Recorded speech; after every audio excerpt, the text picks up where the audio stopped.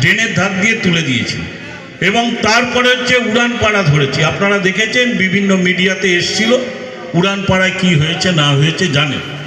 তবে এতটুকু রিকোয়েস্ট করছি, যেটা বারবার প্রবীর বারে বলছে, রক্তদান শিবিরটা রক্তদান উৎসব, কেউ শিবির ডাকে কেউ উৎসবটা আর একটু ভালো লাগে শুনতে, যে মানুষ একটা রক্তদান করছে, উৎসবের চেহারা নিয়েছে, সবাই মিলে এখানে উৎসবে যোগ দিয়েছে, এটা সবচেয়ে ভালো কথা।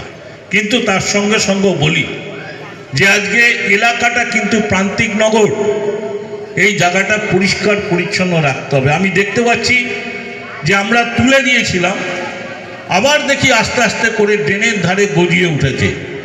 আজকে রক্তদান উৎসবে আমি বলতে বাধ্য হচ্ছি যে আপনারা যারা এখানে ড্রেনের ধারে বসিয়েছেন,